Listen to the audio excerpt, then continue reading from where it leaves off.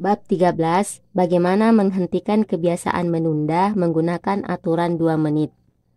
Oleh banyak orang, Twyla Tharp dipandang sebagai salah seorang penari dan koreografer paling hebat pada zaman modern. Pada 1992, ia dianugerahi beasiswa MacArthur yang sering disebut Genius Grant dan menghabiskan sebagian besar karirnya berkeliling dunia untuk mempertunjukkan karya-karya aslinya.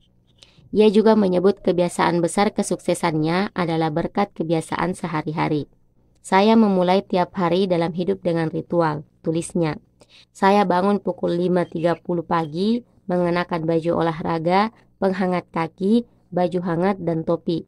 Saya berjalan keluar dari rumah saya di Manhattan, memanggil taksi, dan memintanya mengantar saya ke Pumping Iron Gym di 91 Street dan First Avenue, tempat saya berolahraga selama 2 jam.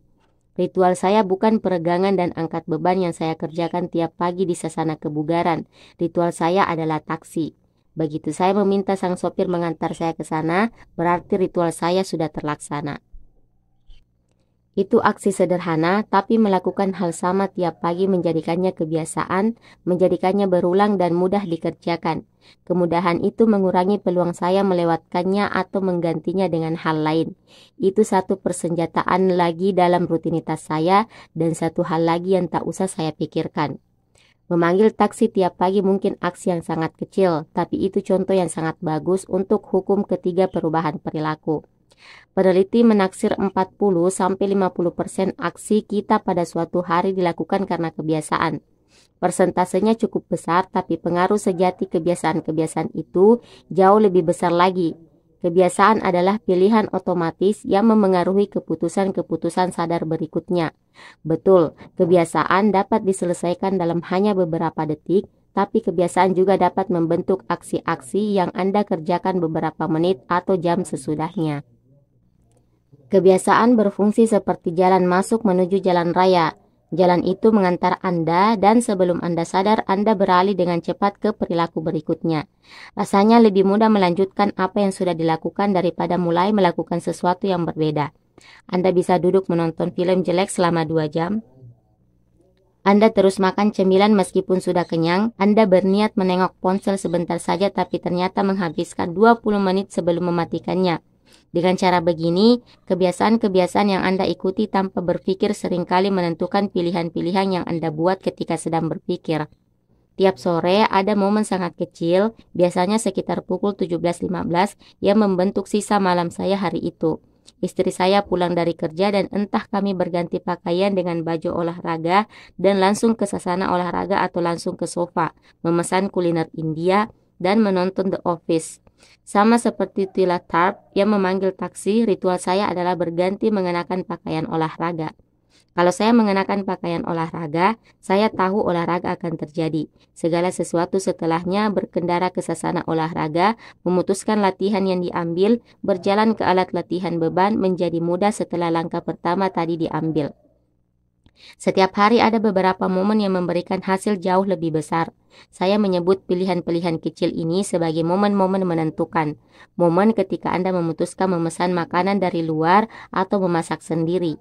Momen ketika Anda memilih memakai mobil atau sepeda. Momen ketika Anda memutuskan mulai membuat PR atau mengambil konsol video game. Pilihan-pilihan ini seperti menemui jalan bercabang. Momen-momen yang menentukan ini menetapkan opsi-opsi yang tersedia untuk diri sendiri di masa sesudahnya.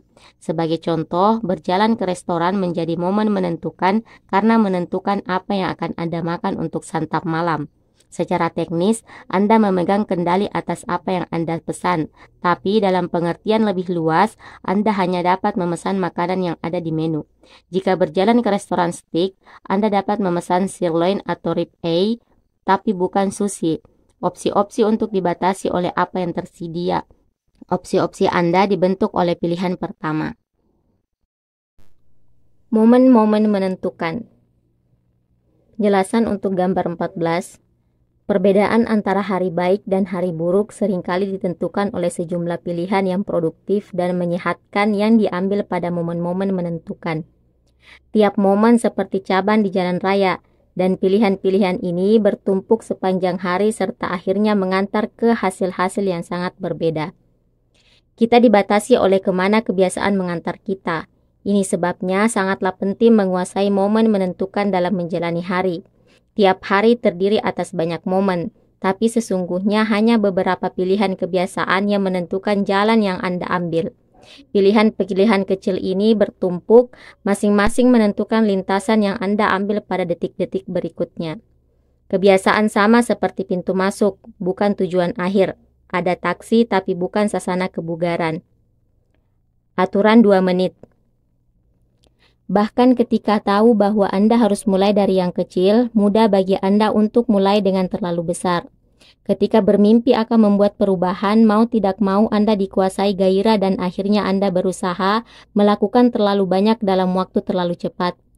Cara paling efektif yang saya tahu untuk melawan kecenderungan ini adalah aturan 2 menit yang menyatakan ketika Anda memulai kebiasaan baru, kebiasaan itu harus dapat dilakukan dalam kurang dari 2 menit. Anda akan mendapati bahwa hampir setiap kebiasaan dapat diubah menjadi versi 2 menit. Membaca sebelum tidur tiap malam menjadi membaca 1 halaman. Berlatih yoga 30 menit menjadi mengambil matras yoga. Belajar untuk kuliah besok menjadi membuka buku catatan. Melipat cucian menjadi melipat sepasang kaos kaki. Lari 3 km menjadi memakai sepatu lari. Gagasannya adalah membuat kebiasaan Anda dimulai semudah mungkin. Siapapun dapat bermeditasi selama 1 menit, membaca 1 halaman, atau membereskan baju yang sudah kering.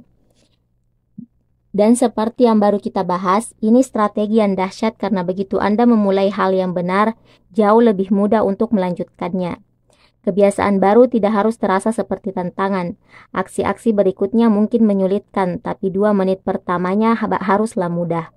Yang Anda inginkan adalah kebiasaan pembuka yang secara alami mengantar Anda ke jalur yang lebih produktif. Anda biasanya dapat membayangkan kebiasaan-kebiasaan pembuka pintu yang akan mengantarkan Anda ke hasil-hasil yang Anda inginkan dengan memetakan sasaran pada skala dari sangat mudah sampai sangat sulit. Sebagai contoh, berlari untuk lomba maraton itu sangat sulit. Berlari sejauh 5 km itu sulit. Berjalan sebanyak 10.000 langkah masih sulit. Namun berjalan 10 menit jelas mudah. Begitu pula ritual mengenakan sepatu lari itu sangat mudah. Sasaran Anda mungkin ikut lomba maraton, tapi kebiasaan pintu masuknya adalah mengenakan sepatu lari. Begitulah cara mengikuti aturan 2 menit. Oke, jadi ini ada tabel yang disajikan oleh penulis. Kegiatan dari yang sangat mudah hingga yang sangat sulit. Contohnya misalnya di baris yang pertama, sangat mudah itu adalah dengan mengenakan sepatu lari.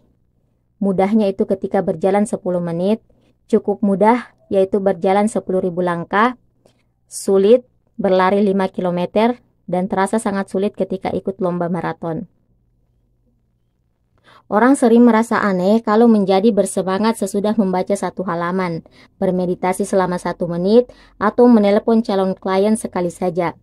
Namun, yang penting bukanlah tidak melakukan satu hal. Yang penting adalah menguasai kebiasaan memulai sesuatu. Kebiasaan harus ada dulu sebelum bisa disempurnakan. Jika Anda tidak mampu mempelajari keterampilan dasar memulai sesuatu, kecil harapan Anda untuk menguasai detail berikutnya.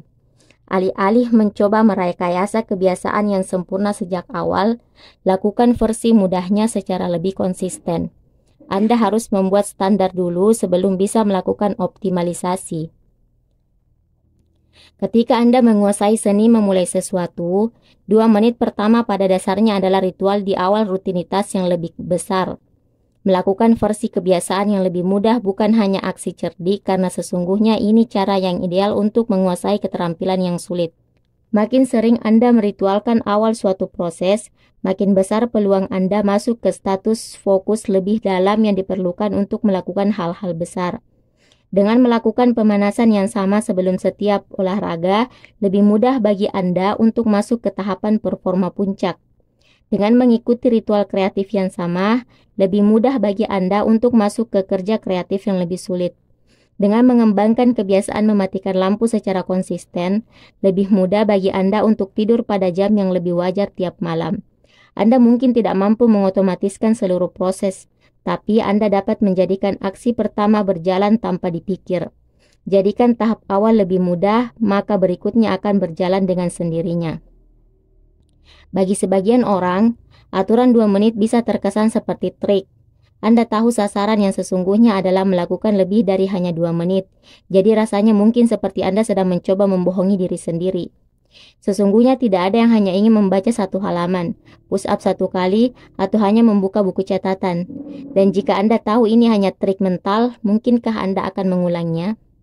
Bila aturan 2 menit terasa seperti paksaan, cobalah hal berikut. Lakukan selama 2 menit lalu berhenti. Cobalah terus berlari, tapi Anda harus berhenti sesudah 2 menit.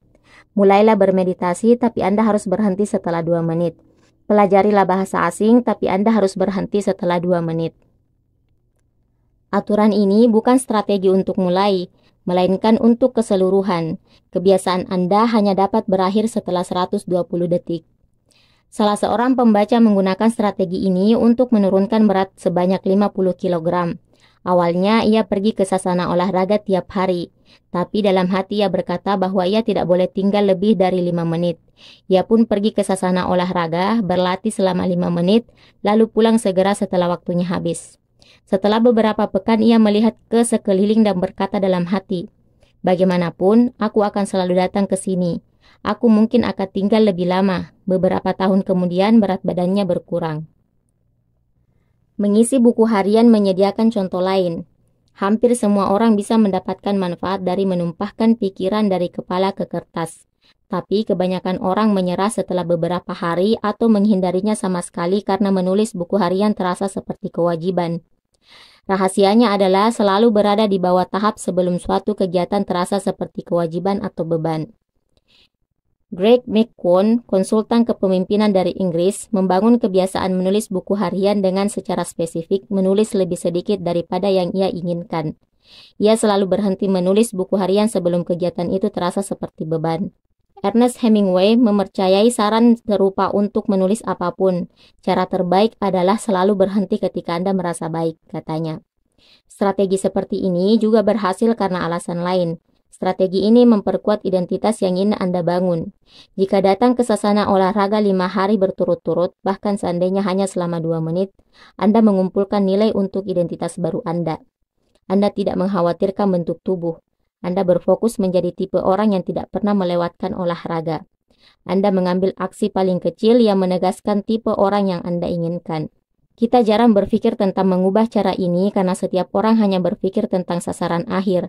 Namun, push up 1 kali lebih baik daripada tidak berolahraga sama sekali. 1 menit berlatih gitar lebih baik daripada tidak sama sekali. 1 menit membaca lebih baik daripada tidak mengambil buku sama sekali. Lebih baik melakukan lebih sedikit daripada yang Anda harapkan ketimbang tidak melakukannya sama sekali. Pada suatu waktu, setelah kebiasaan ini mapan dan Anda berhasil melakukannya setiap hari, Anda dapat menggabungkan aturan 2 menit dengan teknik yang kami sebut habit shaping, pembentukan kebiasaan untuk mengembangkan kebiasaan Anda ke skala menuju sasaran akhir Anda. Mulailah dengan menguasai 2 menit pertama versi kecil perilaku, lalu majulah ke tingkat menengah dan ulang prosesnya. Berfokuslah pada hanya 2 menit pertama dan kuasai babak itu sebelum beralih ke tingkat berikutnya. Akhirnya, Anda akan sampai ke kebiasaan yang sejak awal ingin Anda bangun sambil tetap mempertahankan fokus Anda di tempat yang seharusnya. 2 menit pertama. Hampir semua sasaran yang lebih besar dalam hidup dapat diubah menjadi perilaku 2 menit. Aku ingin hidup sehat dan panjang umur, aku ingin tetap ramping, aku perlu berolahraga, aku perlu berganti baju olahraga. Aku menginginkan perkawinan yang bahagia, aku perlu menjadi pasangan yang baik, aku harus melakukan sesuatu setiap hari agar hidup pasanganku lebih mudah, aku harus membuat rencana makan untuk minggu depan. Setiap kali kerepotan mempertahankan kebiasaan, Anda dapat menerapkan aturan 2 menit. Ini adalah cara yang sangat sederhana untuk menjadikan kebiasaan Anda lebih mudah. Oke, jadi ini ada tabel lagi, yaitu contoh pembentukan kebiasaan. Nah, di fase pertama, misalnya bangun lebih pagi, sudah di rumah pukul 22 setiap hari. Menjadi pemakan sayuran, mulai makan sayuran setiap kali makan. Kemudian dimulai berolahraga. Nah, di sini disediakan fase pertama hingga ke fase kelima. Misalnya dibangun lebih pagi itu, fase pertamanya tadi kita sudah di rumah setiap pukul 22.00 setiap hari, kemudian kita mematikan semua hal-hal yang dapat mengganggu waktu tidur kita. Kemudian di fase ketiga sudah diranjang pada pukul 22 setiap hari, membaca buku, mengobrol dengan pasangan. Di fase keempat mematikan lampu pada pukul 22 atau setiap hari, dan di fase kelima bangun pukul 6 setiap hari. Begitu pula di menjadi pemakan sayuran, disediakan di fase pertama hingga fase kelima. Kemudian dimulai berolahraga juga. Fase pertamanya yaitu misalnya berganti mengenakan pakaian olahraga. Fase kedua berjalan keluar rumah, mencoba berjalan-jalan. Di fase ketiga pergi ke tempat olahraga, berlatih 5 menit lalu pergi. Fase keempat berlatih selama 15 menit sekurangnya sekali seminggu. Dan memasuki fase kelima yaitu berlatih 3 kali seminggu. Oke, untuk ringkasan bab. Yang pertama, kebiasaan dapat diselesaikan dalam beberapa detik, tapi terus berdampak pada perilaku Anda selama beberapa menit atau jam setelahnya. Banyak kebiasaan terjadi pada momen yang menentukan pilihan yang sama seperti jalan yang bercabang dan entah mengirim Anda ke arah yang produktif atau tidak produktif. Aturan 2 menit mengatakan ketika memulai kebiasaan baru, pelaksanaannya harus kurang dari 2 menit. Makin sering Anda meritualkan awal suatu proses, makin besar peluang Anda untuk masuk ke fokus lebih dalam yang diperlukan untuk hal-hal besar. Jadikan standar sebelum dioptimalkan. Anda tidak dapat meningkatkan kebiasaan yang belum ada.